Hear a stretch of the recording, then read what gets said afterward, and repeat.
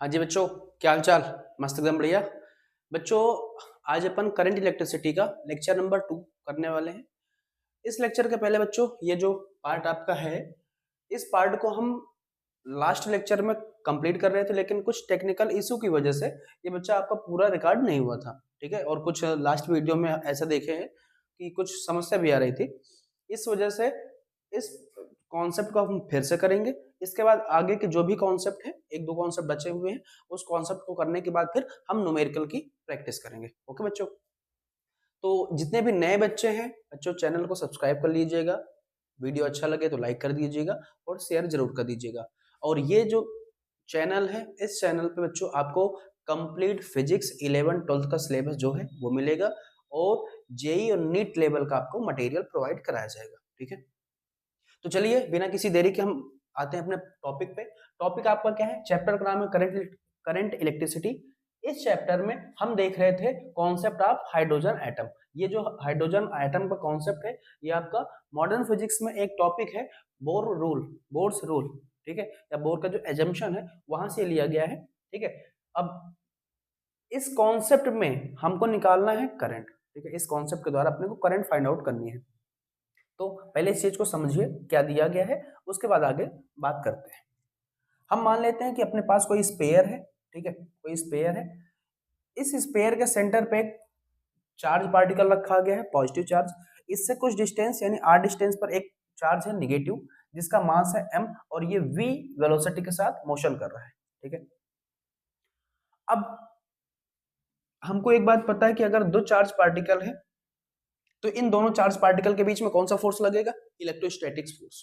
ठीक, कौन सा फोर्स लगेगा? दो चार्ज पार्टिकल के बीच में इलेक्ट्रोस्टैटिक्स फोर्स लगता है। अब ये पार्टिकल लगातार मोशन कर रहा है। अब पार्टिकल लगातार क्या कर रहा है? मोशन कर रहा है।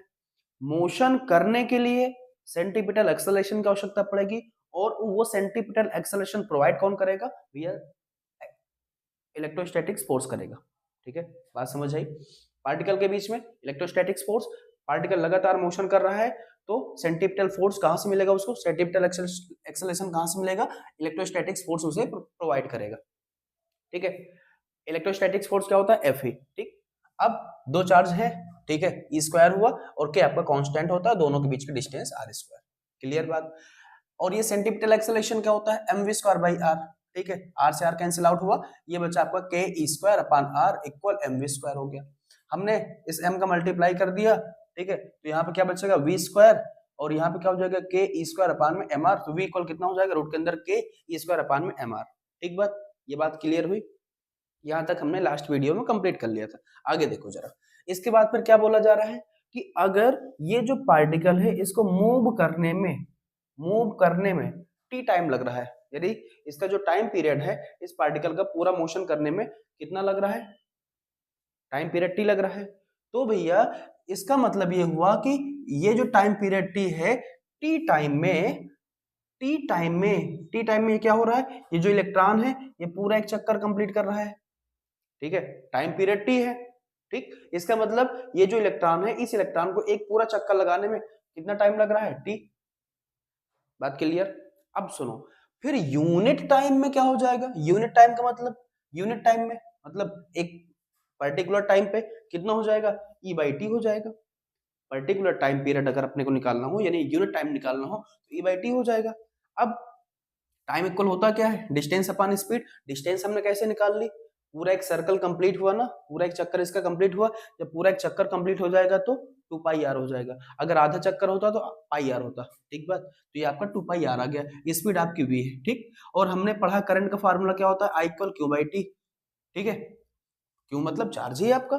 ठीक है, क्यू बाई टी, तो ये आपका ई हो जाएगा। वी की वैल्यू कितना है? वी की वैल्यू कुछ नहीं है, रहने दो। अब ये वैल्यू चाहे तो हम यहाँ पे पुट कर सकते हैं। ठीक है, और v की वैल्यू कितना है? 2 पाई आर। ठीक, तो अब पूरी वैल्यू इसमें पुट कर दिए तो अपना I equal E V upon में 2 पाई आर आ गया। बात समझ आई? ठीक, हमने क्या किया? ई आपका चार्ज है, रख दिया। टी की वैल्यू क्या है? टी की वैल्यू क्या है? 2 पाई आर अपान में वी। तो 2 पाई आर इसका अपान वी है, ऊपर चला गया, तो कितना हो जाएगा आपका? I equal E V upon में 2 पाई आर। अगर अब ये जो फार्मूला हमारे पास है, इस फार्मूले को इसमें अगर हम पुट करें तो क्या हो जाएगा? ई अपान में 2 पाई आर, और रूट के अंदर कितना हो जाएगा? ke² अपान में mr। ठीक, ये फार्मूला भी आपका बन जाएगा। ठीक है, बात समझ आ गई बच्चों? अब आप इसको कंप्लीट कर लीजिए, इसके बाद हम अपने अगले कॉन्सेप्ट पे चलते हैं, उसके बाद फिर करेंगे न्यूमेरिकल की प्रैक्टिस।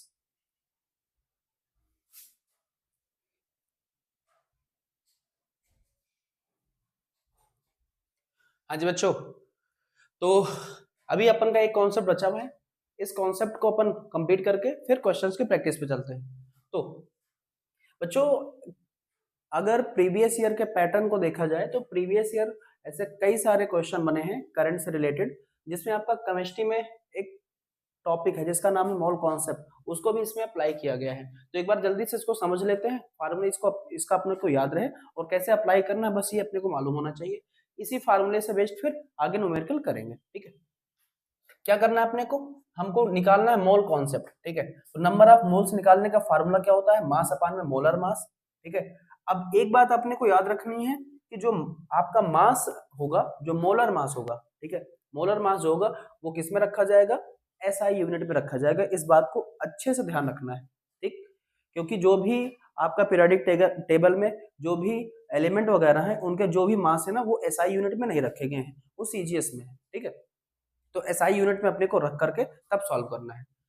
अब मास अपान मोलर मास इक्वल क्या हो जाएगा, नंबर ऑफ एटम अपान में क्या हो जाएगा, एवोगाड्रो नंबर। और एवोगाड्रो नंबर होता कितना है, 6.02213 इंटू 10⁻23। ठीक, मोल होते हैं। अब ये जो n है ना, ठीक है, नंबर ऑफ मोल्स, इसको हम, ये जो n है ना, इसको हम फ्री इलेक्ट्रॉन डेंसिटी भी बोल सकते हैं। ठीक है, तो ये क्या हो जाएगा, नंबर ऑफ फ्री इलेक्ट्रॉन अपान में वॉल्यूम। ये फार्मूला आपको कंप्लीट रखना है। ठीक, इस फार्मूले में ज्यादा कुछ है नहीं, आपने केमिस्ट्री में पढ़ा होगा।